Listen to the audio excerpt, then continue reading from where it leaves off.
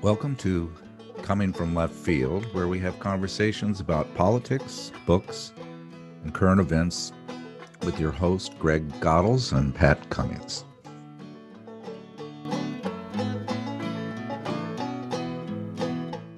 In the late 80s, I would finish my week on Sunday night listening on an AM radio with a weak signal to a program, Alternative Radio. Howard Zinn, Noam Chomsky, Naomi Klein, Michael Moore, and Greg Palast would educate me regarding politics.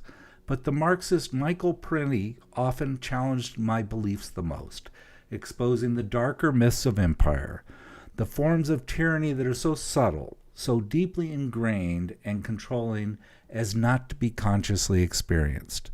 Does Parente still matter? I think so, and so does Eddie Smith, co-host of the Midwestern Marx podcast. Let's discuss. Warm greetings, everybody. We have a very special guest today, Eddie Smith. Thank you for joining us from Wisconsin, right, Eddie? Yep, or I'm right on the border of Wisconsin and Iowa, but Wisconsin and Iowa, good. And Eddie, you're a political scientist. You're still a graduate student and assistant wrestling coach for the Pioneers at Wisconsin Platteville. And you're still studying, doing graduate work, correct? Yep. I'm getting a grad degree in healthcare administration right now. So good. And you are I came across you through Midwest Marx website, which wonderful website, which your friend Carlos Gerardo also contributes to, and it's how many subscribers do you have to that, Eddie? It's hard to say with the website because it varies, but we have like 22,000 on YouTube, I think, and we're up to like 66,000 on TikTok now with our second account after our first one got banned. So yeah. Well, there you go. That's what happens nowadays. I think you know that, right? So yep. Yeah. And you have written a couple of things. One was this kind of a study of Southern slavery and its relationship to American capitalism, and this very good. I think I'll link to this article, Eddie. I really like this. Thank you. You took the work of Baptiste, which is the Half Has Never Been Told, which is a book that when I first read it really impacted me, and express a little bit about that article and the relationship between us understanding slavery as a blueprint for capitalism in our country.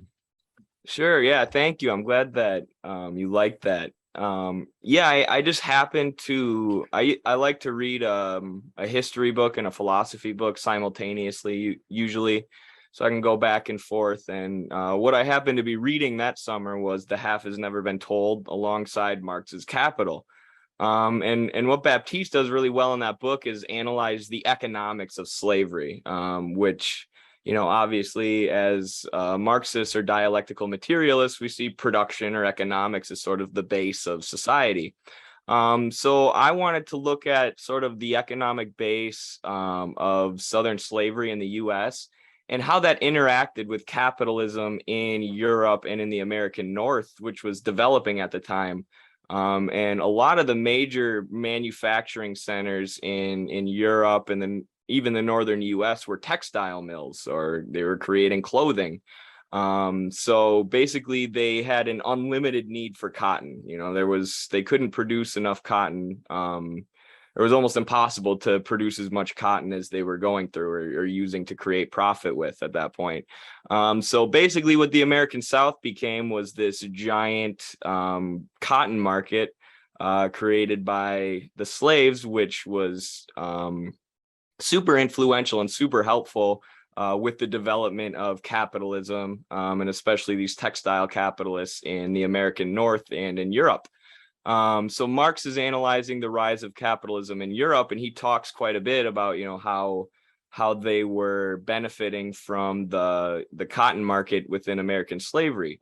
But because slavery came about in the U.S. South at the same time as capitalism or global capitalism, it sort of that had certain effects on how American slavery functioned. So it functioned a little different than slavery in the era of antiquity, or like Roman slavery, not to say those slaves back then weren't oppressed. But the slaves in the American South had the influence of the capitalist market, so that the more that the plantation oligarchy or the plantation owners, the more that they could get the slaves to work and the more cotton they could make, the more money they could make. There was basically no limit on it. So it became this massive exercise in like developing torture techniques and just finding any way they could to get more cotton out of the fields and out of the slaves. But it was also interesting. So it worked sort of like capitalism in that way. But in the same way, it was different. So you had wage laborers in the American South alongside the slaves, who were also ready for revolution and fought for the Union in the Civil War for the most part, because they hated the plantation oligarchy, and because the wage laborers had to sell their labor in competition with slave labor. So capitalism and wage slavery is human labor commodified. You sell your labor, but the idea of slavery is that the people, the human beings themselves, are commodified. So I also looked at different ways that the slave class was sort of structured, and how the slave owner relation worked compared to the wage labor capitalist relation. So that was really fun to write. They just basically use spreadsheets and torture to increase productivity, even though the soil was depleting, and it was shocking. I mean, I shared that with a couple of friends, and we've chatted with that book. It's an amazing book. Let's talk about Marxism. I don't know. You're the Joe Rogan of Marxism. You're just a young pup, 20-something, right? Yep, 25. Okay, good. And Greg is the grand wizard. I don't know if you know, but Greg is a prolific writer in the field of Marxism-Leninism. He's I think I would call him an expert scholar. And when we first started our podcast, Greg sent me this book, Blackshirts and Reds. And I think he did it because he was trying to be nice to me. I was a MSNBC liberal, loved Rachel and so forth. Bernie bro, I think you're a Bernie bro too. And he was trying to gently nudge me to look at the world a little bit differently. And I think that book helped me see Marxism differently. I don't know, what's your relationship with that book? I want to chat with you today about that book, because I think it's a good introduction to some of the concepts of Marxism. Yeah, I couldn't agree more. I have a video on our YouTube channel titled "How to Learn Marxism," and it basically just gives people a step-by-step reading list. And this is actually the first one I recommend, because it is good for people who are just starting out. And actually, one of my viewers sent me a copy signed by Michael Parente. So shout out to Andy for that. I really appreciate it. But that was the first book that I read when I was getting into Marxism. One of my buddies was also kind of helping out with the Bernie campaign. I would become an intern eventually with Bernie. But then at an event for Bernie Sanders, he gave me his copy of Blackshirts and Reds. He said, read this. And, the main bulwark, I think, or the main thing stopping Americans from moving towards socialism or communism is the Red Scare, McCarthyite propaganda. You grow up being told by the media, by the education system, and, by your parents or whoever else that communism or socialism has always failed. And, we've arrived at the best system, which is capitalism. And what Parente does in Blackshirts and Reds is show that, to say that socialism has always failed is to ignore the fact that socialism worked for millions of people. Ignore the fact that socialism brought illiteracy in the Soviet Union from like 17% to 99% in a matter of years. vastly increased healthcare access, industrialized the country, vastly increased access to education, built new schools, hospitals, and to just look at that, or to look at the successes of other socialist countries like Cuba or China or Venezuela, and to just say this has failed, throw our hands up in the air and say never try that again, is completely absurd. And that's what Parente basically shows in this book. And he does it by analyzing the Soviet Union and talking about anti-communist myths, but also then just going through World War II and giving sort of a dialectical analysis of it, talking about the economic conditions, talking about production, talking about the different factions in Germany, when like Germany almost went communist, but instead they went towards fascism, and leaders of the communist movement like Rosa Luxemburg were killed. So Parente shows the economics of what was going on in Germany or Italy or in these countries who went towards fascism. And what he finds is, fascism is largely a way for the capitalists to act in a reactionary manner, suppress revolution or resistance from the working class in times of capitalist crisis. So this is a totally different way than, we're taught in the West to look at World War II. We're just taught, you got Churchill and Stalin and Mussolini and Hitler, and they just all battled it out, this great man of history fallacy. But Parente says, no, look at all the economic conditions, look at the things that American academics overlook, look at the way that American academics conflate Stalin and Hitler, or communists and fascists, when communists have been the ones fighting fascism every step of the way since day one. So it just debunks a lot of the dogmas and the myths that Red Scare propaganda has put in all of our heads. Right, and the black shirts are the fascists, the red shirts are the socialists, and this is a short book, a couple hundred pages, but beginning with the inextricable relationship and symbiotic relationship between fascism and capitalism. That's the beginning of the book, and how we were, how the two were linked in such a direct way. But the other thing that Parente does, which I really like about this, is that he's not in a love affair with the Soviet Union. He has some really good criticisms. The one chapter he talks about their press being not very functional, their productivity at times being bureaucratic and clumsy.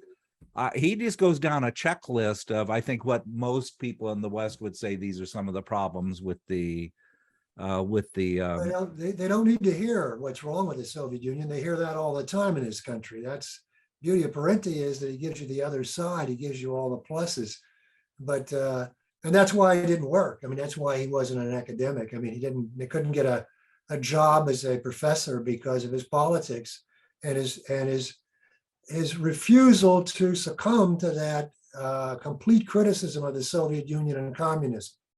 The fact that he would not go along with everyone else, the whole anti-red tide, is one of the reasons he couldn't get a job. And I think that's a measure really of his real importance. He's a popularizer, and he didn't back away from these hard topics. There are a lot of windbag professors who are quote unquote Marxists. I won't mention names because it's kind of mean and unkind, but what separates them from Parente is the fact that he didn't work.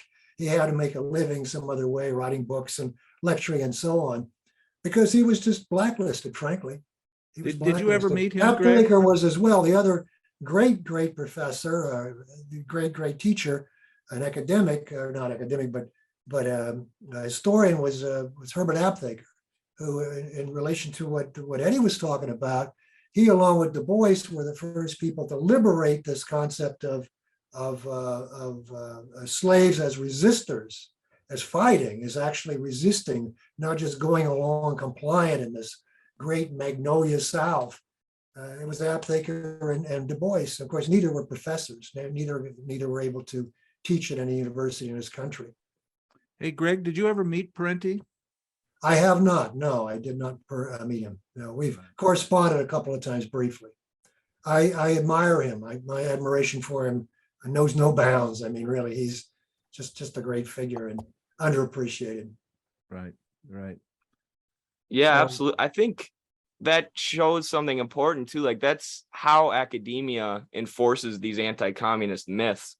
I know that was something hard for me to understand when I was in college. Like all these professors who I looked up to and I thought were smart were anti-communist, and I was like, how would they all be wrong? But you can't get a job, generally unless you're anti-communist. Or it's getting better now. But when Parente was writing, you get blacklisted from academia. If you say the wrong thing. So that's how they enforce that. And we had a conversation with Gabriel Rockhill a while back. And he was analyzing sort of how these sort of bourgeois academics, these sort of windbag pseudo-Marxist professors that you're talking about get these jobs.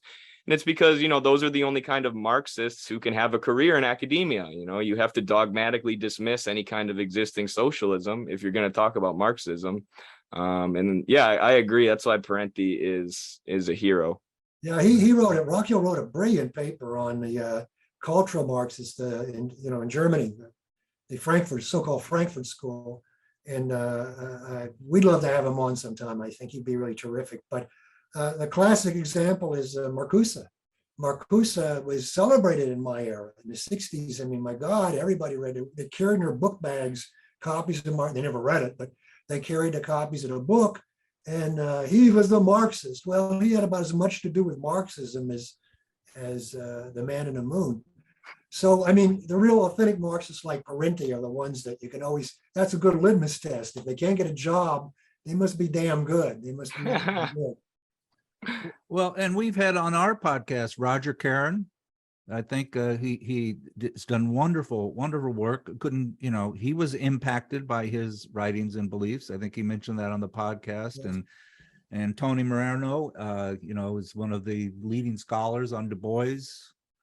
He ran amok with Temple and was, so I think you're absolutely right, Eddie. You've got, it's a target on your back if you come out as professing that as your core philosophy. How did you make your transition from a just sort of a liberal Kyle Kulinski socialist to Marxist? What was the evolution that you went through? Yeah, I think it was good timing. So I was reading this book during the Bernie campaign as I was watching everything unfold, reading Blackshirts and Reds. And, watching the way that the DNC and the corporate media, who had so much power over the election, just watching them basically blatantly rig this election that we had worked so hard on. It was in the middle of like wrestling season. So I'm doing college wrestling, sports, and interning for Bernie, and just trying to spend all my free time working for Bernie to, change the system and change some of the worst effects of capitalism. And watching the way that all of the corporate candidates dropped out, in order to endorse Biden. And the way that corporate media framed questions about Medicare for all during the debates as, do you want socialist Cuban style, Fidel Castro style healthcare?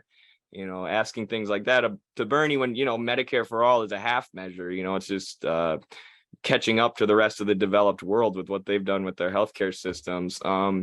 And I just realized that it's going to take more than a Bernie Sanders. It's going to take more than a big, one election to change capitalism or to change the system. And, we have to learn how the system works, educate ourselves, and attack the system at its roots. And reading Blackshirts and Reds just made me, it took that sort of dogma out of my head, this idea that communism has never failed. And then it was sort of a no-brainer, especially as I started reading Marx's Capital. Then after that, I'm like, if you're not a socialist, I think you're kind of crazy now. But I mean, not really, because everybody's indoctrinated with so much dogma. But, once you realize that socialism hasn't failed, and then you look at how socialist countries like China are doing compared to the liberal democracies, these capitalist imperialist countries, I don't know. I think it's kind of obvious. But then also another big one I'll say was Lenin's imperialism, because I had studied political science, obviously. So I'm seeing how the U.S. is acting around the world. I'm like, they're just evil. But then I read Lenin's Imperialism, and he's like, no, capitalism reaches its monopoly stage, and the capitalists then have to go abroad and search for markets abroad. And I'm like, it basically just explained in a very simple way everything I had learned in my 4 years of studying political science. So that was a big one too. Yeah, we recently discussed that book also, and his relationship with the banks, and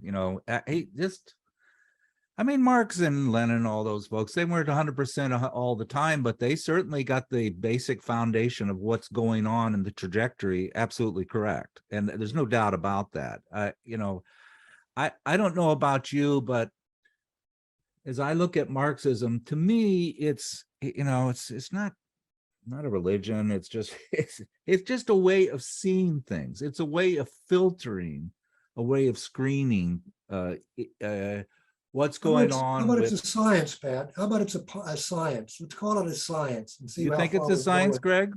I do. I think it is the social science. I mean, I don't know enough about physical sciences to say whether dialectical materialism or dialectic supply or whatever. But in the social sciences, there's nothing that compares to Marxism in terms of explanatory power. And I think that's what Eddie just said. I mean, when you read imperialism, you don't have to believe that every power under imperialism, those big 8 countries that Lenin talks about, are still the primary powers in imperialism. But you do have a scientific foundation for understanding that. And so you can apply it to today, and you could do that with the political economy. Yeah, I mean, the workplace has changed, and yeah, capitalist relations have changed, and capitalism has evolved. It's not stagnant. It's not the same capitalism of volume 1, but the science, that is the underpinnings, the method is there to understand it, to explain. And my simple question would be, show me a better one. Show me a better one. We had Joanna Moncrief on talking about mental illness. I thought, based on her Marxism, her understanding of Marxism, she was much more enlightening than anybody else that I've ever read. Because again, she looked at the foundations, and Marxism provides that. It provides that as a science, I think. But hey, you differ? I mean, disagree? I agree 100%. I mean, that was my experience too, studying the social sciences. And, politics is basically studying government and, how the state works. And there's been a whole lot written about that. And you can study the specifics of the inner workings of the state. But what you see is that it's basically controlled by the ruling class economically, in any kind of class society. And that's what Marx was noticing in his method a long time ago. And like Greg was saying, it's the method that's important. And it seems so enlightening after, after I left 4 years of studying politics and read Lenin's Imperialism, because Marx has been so thoroughly extracted from most of academia. So we're studying the social sciences without seeing, the connection between different things, or we're studying social sciences without looking at production as the base of society, and then sort of everything else stemming from that. So it sort of leaves you confused. It's sort of like looking at facts in a vacuum, and you can learn a bunch of facts, but then once you get the Marxist method, it sort of ties those facts together, and allows you to see them as sort of cause and effect. And then the way that Gabriel Rockhill describes Marxism is one of my favorite concise ways of explaining what it is that I've heard. And he calls it, a living, breathing science or project, for bettering society or for bettering humanity. So, the idea isn't that Marx just had it all figured out and he basically wrote the Bible. He paid attention to things very closely. He studied very closely, and he did come up with some breakthroughs in developing his method. But, there are things that need to be tweaked. There are things that need to be critiqued. And most importantly, as Lenin does in Imperialism, the analysis needs to be updated because capitalism's always changing. That's one of the principles of dialectics, is that things are always in constant motion or constant change.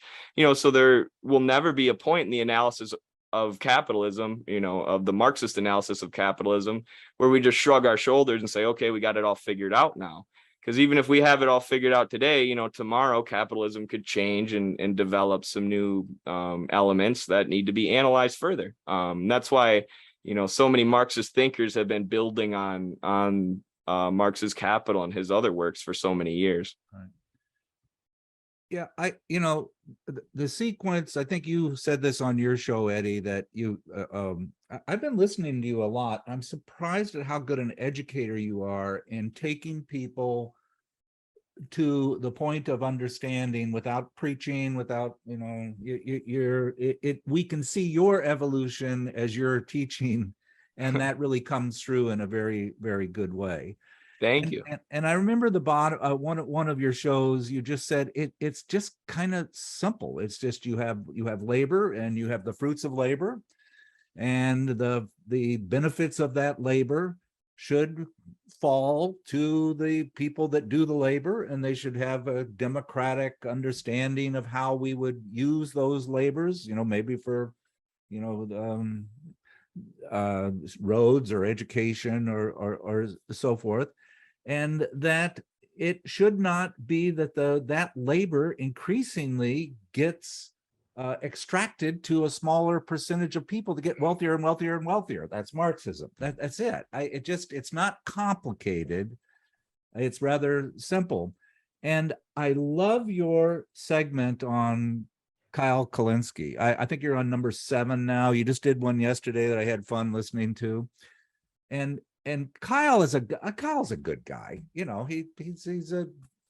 He's a Justice Democrat and started some of those things. He loves golf. He's probably worth $2 million now. Capitalism has done well for him.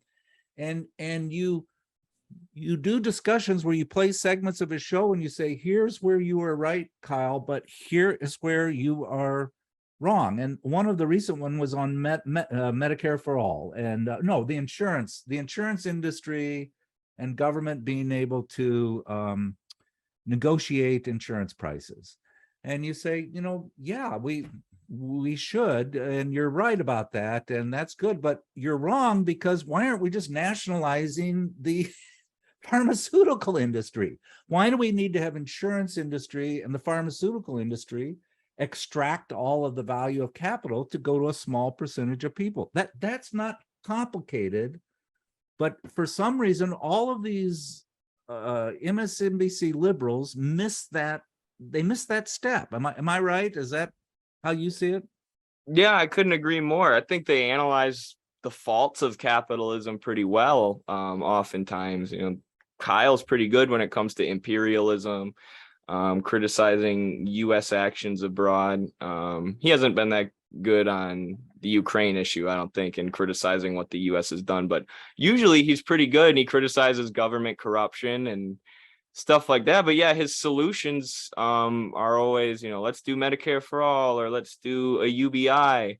And then he's the founder of Justice Democrats, which gave us AOC and the Squad. The idea was we'll just start primarying all the Democrats and voting for non-corrupt candidates. We'll get to basically social democracy electorally by voting for people. And I mean, it hasn't worked at all. We couldn't even get AOC, sort of the hero of the Justice Democrats, to fight for Medicare for all on the House floor. So I mean, just looking at things scientifically, like these sort of reformist strategies have always failed. And the reforms that Kyle talks about, he'll often point to FDR, say we need to go back to what FDR did. But what he's missing is that the reforms enacted under FDR were enacted because of class struggle.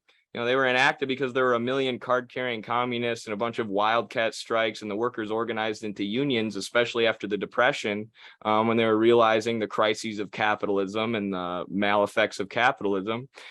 So, they basically forced FDR's hand. They basically forced him to go to, or to make social democratic reforms for the workers or face a rebellion. And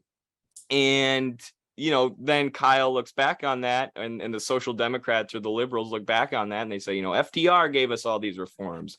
No, the workers fought for these reforms and forced the government to give them to us. And that's the path forward. The path forward is getting as organized as possible, getting as educated as possible, and attacking capitalism at its foundations, not saying, please, Mr. Capitalist, can you give me $100 a month as UBI so I can continue consuming and continue keeping your profits as high as they need to be, which is basically what, Kyle's ultimately advocating for.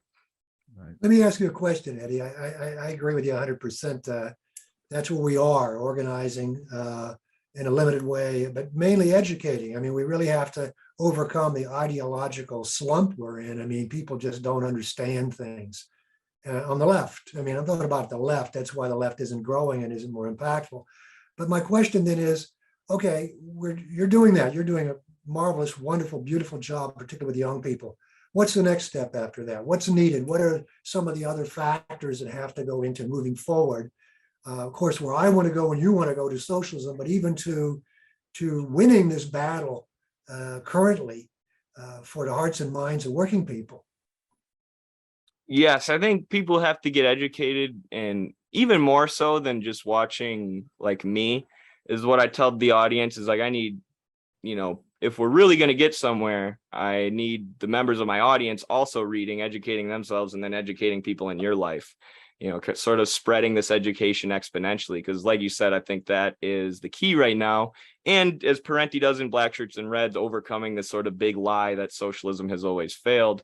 But then the two things I tell the audience is workplace organizing, organize into unions, educate your coworkers, cooperate with them, work on collective bargaining, and then community organizing, meaning things like mutual aid combined with theoretical education, getting involved with the Socialist or Communist Party, and engaging in various political activities. We need real working class organs of political power. The unions have been busted up and weakened and dismantled in the last 40 years of neoliberalism. And we need people involved in those unions, using them, and we need communists and socialists in those unions. That's another thing the US has done, is rooted out all the educated workers from these organs of working class power. We need to get people educated at the ground floor, and build up these organs, whether it be a party or a workplace union that can actually fight for the working class. And we need to then there are other things that come with that, like you have to fight opportunism within the union. You have to stay staunchly anti-imperialist to make sure, the unions don't say vote in favor of imperialism, because I think it'll bring more wealth to the workers. And those are all problems that socialists have dealt with forever. But right now we're not organized, and the working class in the US doesn't even think of themselves as a class, really.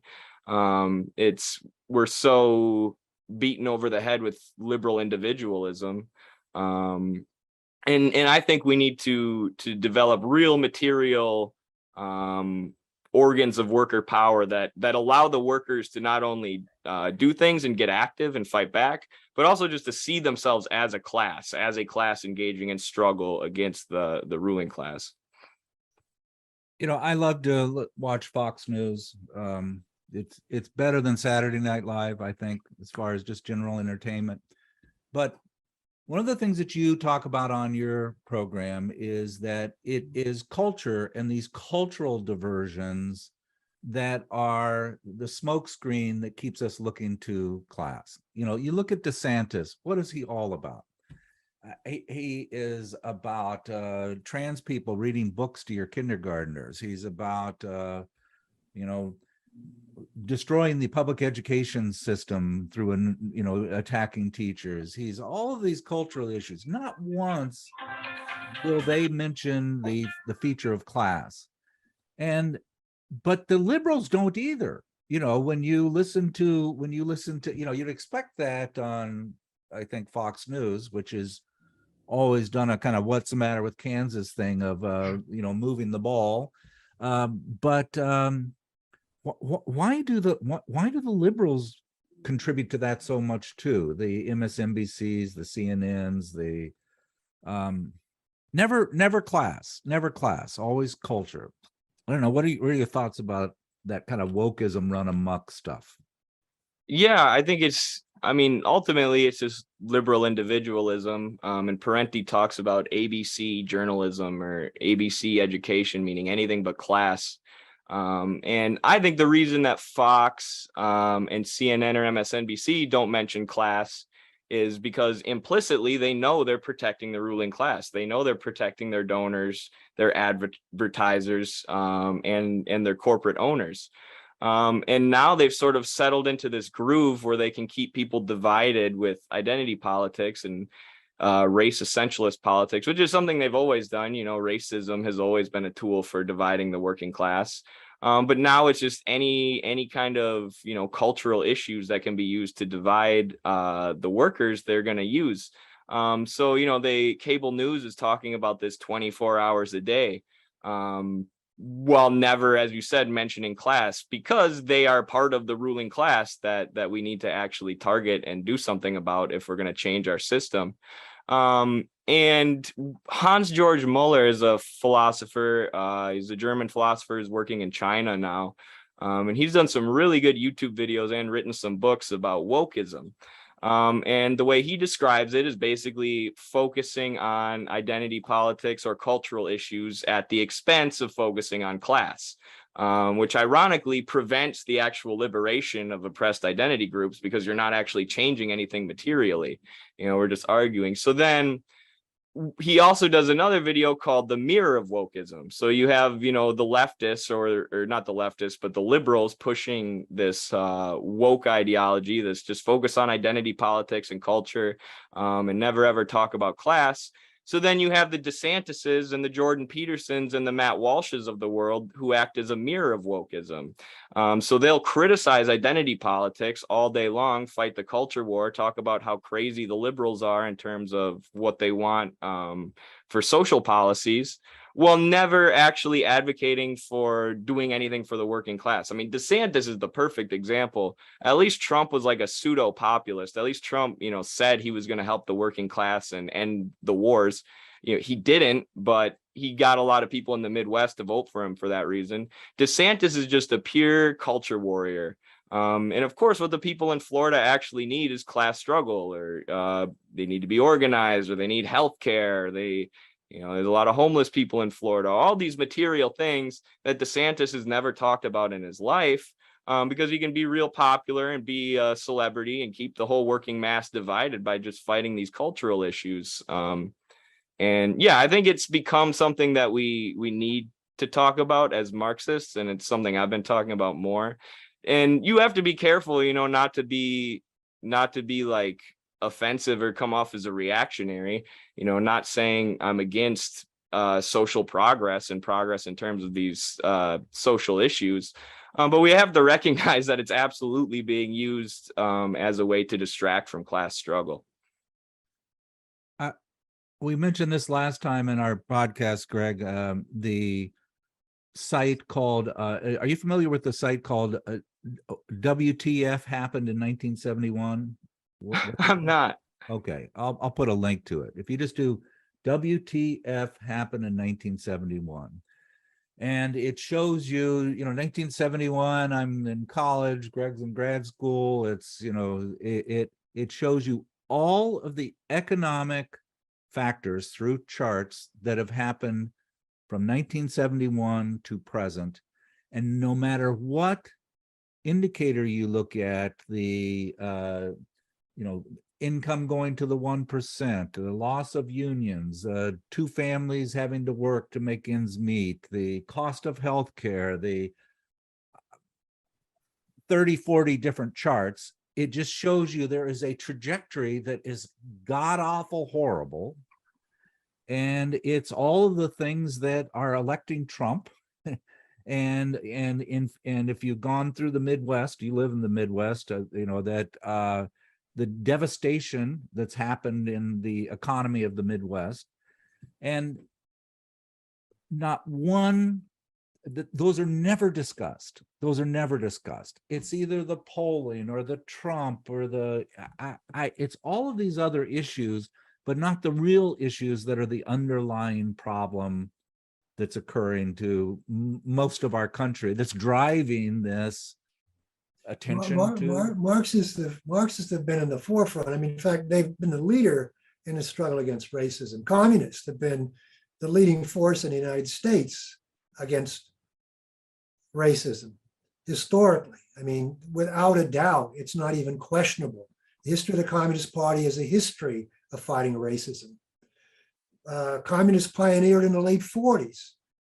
African-American women communists pioneered the women question and developed that. So it's not a question of either or, which some people present it as. It's very dangerous. What it is injecting class into all these questions. All these questions have a class aspect, and this intersectionality concept, as the academics use it, is a denial of that. It's to say, class is over here, women's issues are here, race is over here, et cetera, et cetera, et cetera. And it's really, really a tragedy, because Marxism and communism can be such a contributing factor to all of these oppressions in this country. We have a deeper and more profound understanding of them. So we have to be careful in negotiating that, because both of you are right, absolutely correct in terms of how this is being used as a weapon against any deeper, more profound, and worst of all, unity. Unity between all these oppressions. It's yeah, and class is the factor that ties all those groups together. Like I know the transgender community disproportionately faces homelessness.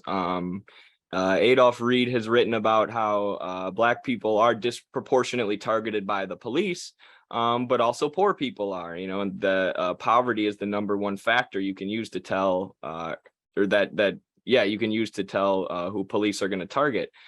So if you demilitarize the police and attack the prison industrial complex, yes, it disproportionately helps the Black community, but because class is universal, and class ties us all together, that also helps everybody else.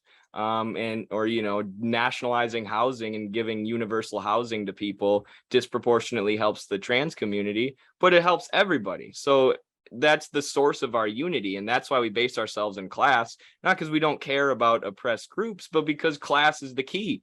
Class is the key to actually fighting against oppression, and it's the key to, as you said, unifying all these various groups and various struggles.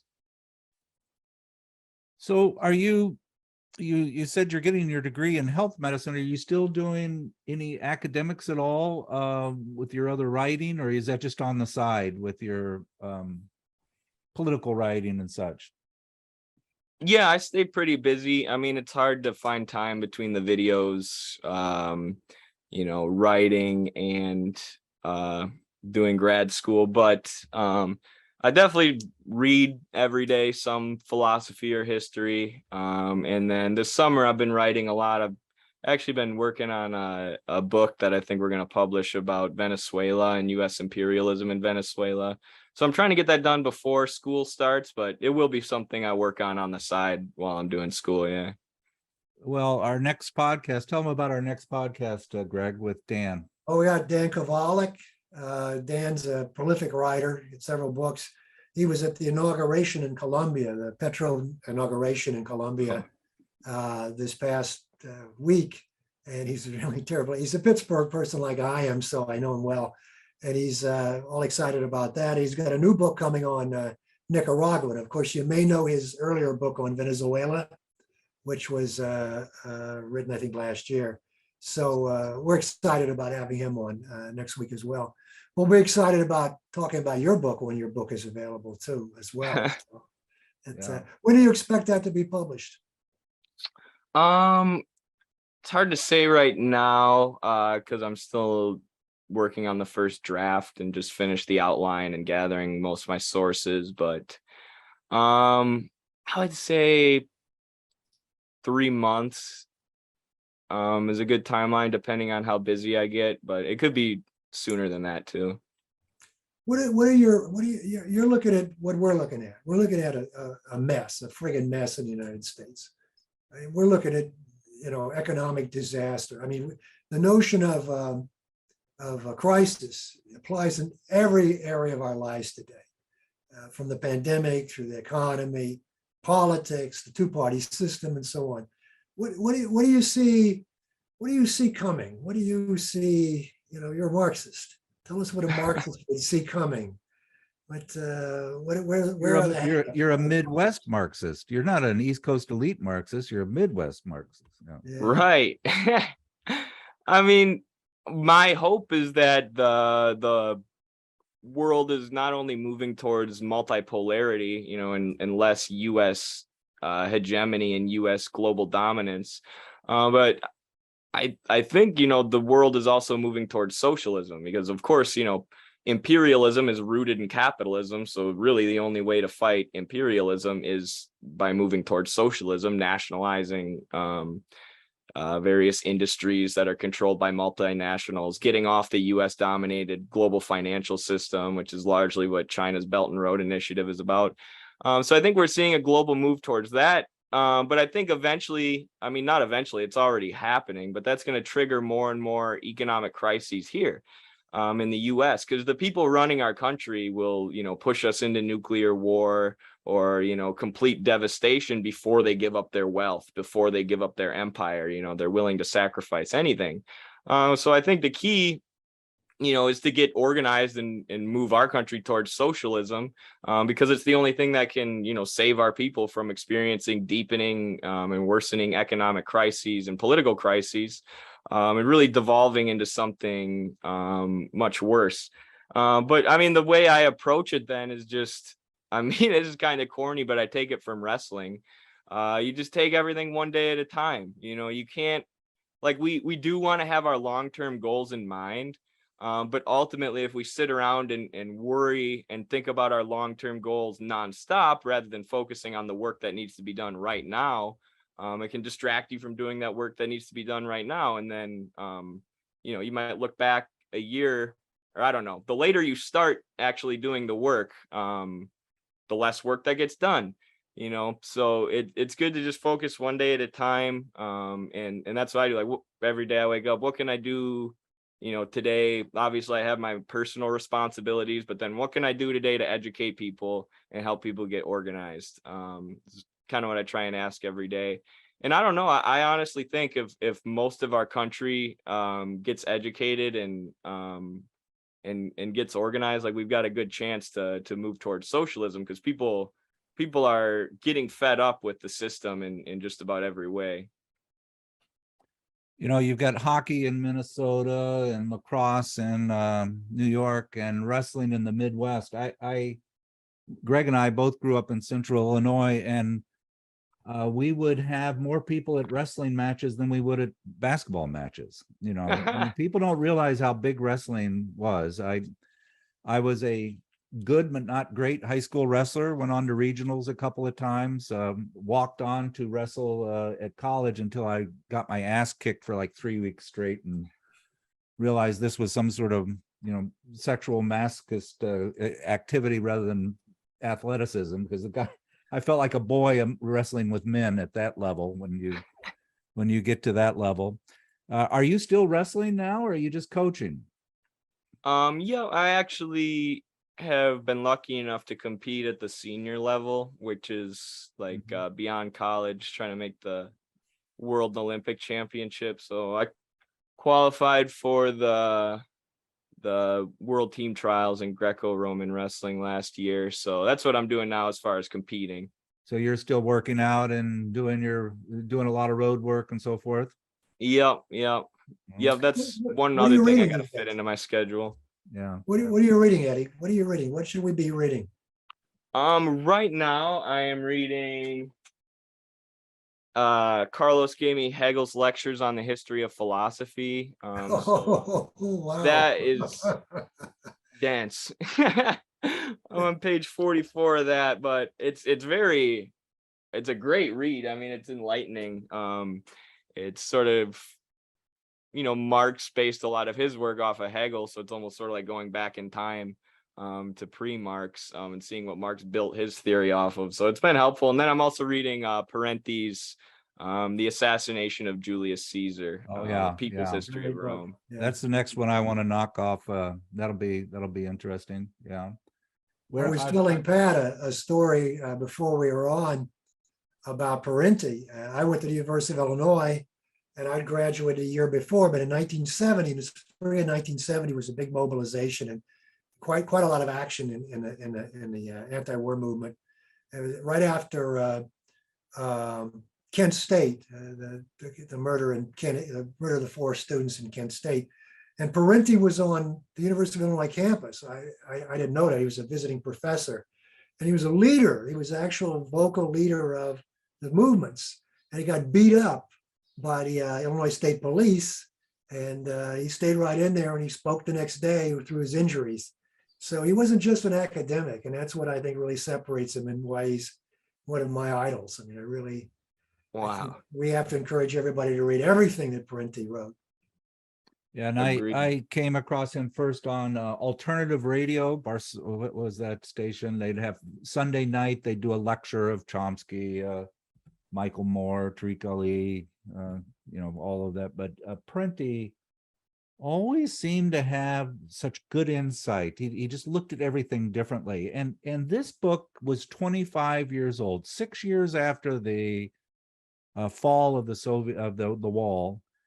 And it is so accurate in outlining the trajectory of what was going to happen when you lost the socialism in the Soviet Union, and the disparity of it was a horror show after the wall fell down. I mean, it wasn't great before, but it certainly deteriorated everybody's living standards and inequity of wealth and just destruction. And he predicted that just within a few years after the fall of the Soviet Union. He's still not, there's a lot of things that he's off base on a little bit. He's not, a perfect predictor, but it holds up so well as just a foundation of how to see the world and how to see the struggle. Go ahead.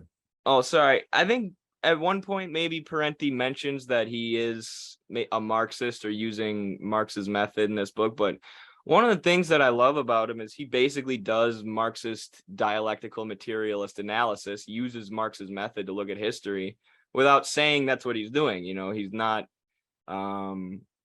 necessarily being like using the traditional Marxist vocabulary all the time. He's not talking about Marx on every page of his book.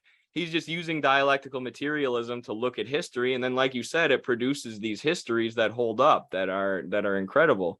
So it's the use of that method, I think, that makes him such a strong historian. And, that I think is the proof of the value in Marx's method too.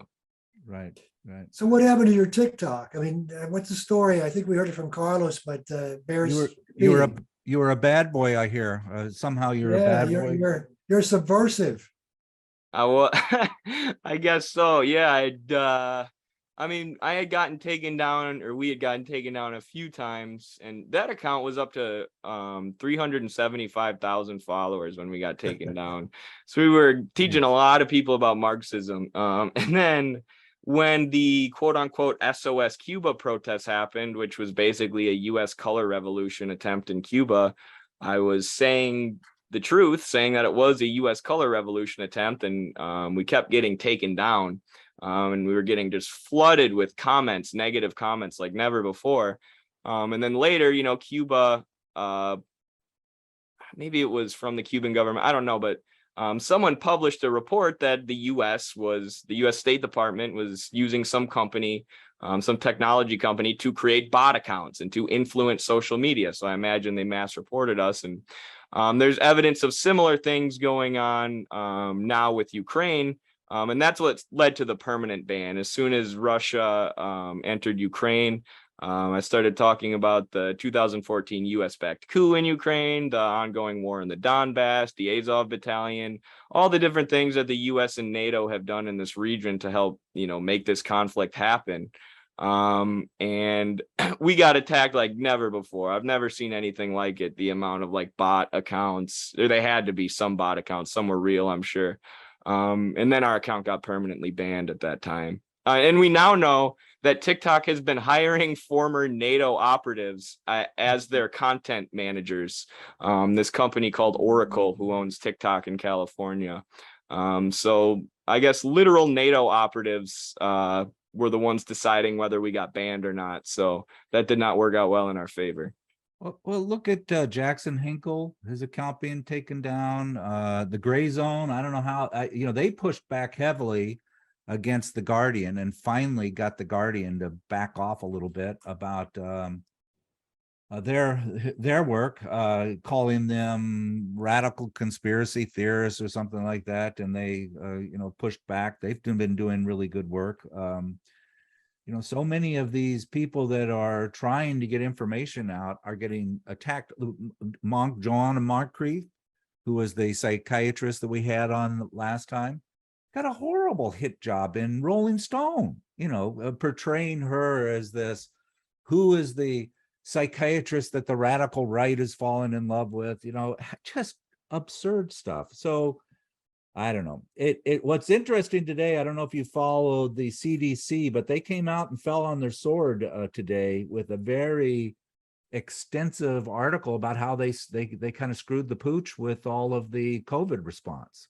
They No way. acknowledged mistakes. They acknowledged the mendacity of the mask rule. They acknowledged that they had information long before and withheld it, that their messaging was horrible, that they how many people lost their YouTube and Twitter because of that? Right. Just some. Anyway, it's a hot mess, but it's good. Freedom of speech. We have freedom of speech. What are you talking about? Yeah, Both of your subversives. yeah. This is the country with freedom of speech. So, Eddie, have you followed much of Greg's writing and his blog and his work on Marxist-Leninist today and that? No, I haven't, but I am very excited to check it out after we get off here. I'll send that to you. We both recently read this wonderful book. We can't get the author on. We'll try it again. The Rise and Fall of Neoliberalism Order. And Greg wrote a wonderful book review of this. The thesis being that we need to look at politics not so much from election cycles, but from these longer trends. And again, the neoliberalism back in the WTF 1971, just talked about this steady progression of problems created by neoliberalism. And his theory is that Trump might have kind of broken things up a bit because of his craziness is making it so it isn't as strong a cohesive force. I don't know. Well, he's not a Marxist, but what he does say is that Trump is a reflection of the cracking up of the so-called neoliberal order. He sees it in terms, as a Marxist would, in terms of the conditions that created Trump, not in terms of, oh, he's an evil man. And of course he is, but what's that got to do with anything? So this guy, Gerstle, really, again, he's not a Marxist, but he steals some of the methodology and talks about how neoliberalism arose. So he puts some meat on what's been kind of spare bones in the past in terms of understanding neoliberalism. So, yeah, it's worth a read. It reflects well on what's going on and gives us insights into what's going on. Good. No, But, I would love to check that out because there's been a severe lack of Marxist analysis of Trump. I think the Trump derangement syndrome is actually a good word to describe it, where people are more concerned with the individual than the conditions that created him. Yeah, I grew up in, you may know, downstate Illinois. I go back there. My sister lives there now, south of Danville. It was an industrial area. It's a working class area. I grew up in that area. And to see the changes, the devastation. And of course, Trump signs are everywhere, but you kind of understand people are looking for an answer. My God, people who work at a General Motors and an auto foundry and making good money. My entire street, everybody but the few coal miners on the street, my family, we're all General Motors employees making terrific money, high school education, and that's all gone. It's all disappeared. And so now there are slot machines and a prison and then liberals, East Coast liberals wonder why Trump rose. Well, they don't wonder. They just say he's a bad guy. Right. But that's the story. I'm sorry you see it, I'm sure, in Wisconsin too. Right. Yes. Yeah.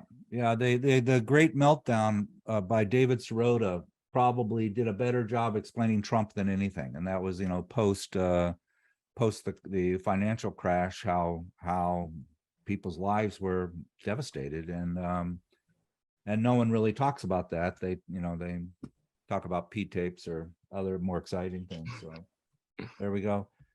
Hey, Eddie, keep up the good fight.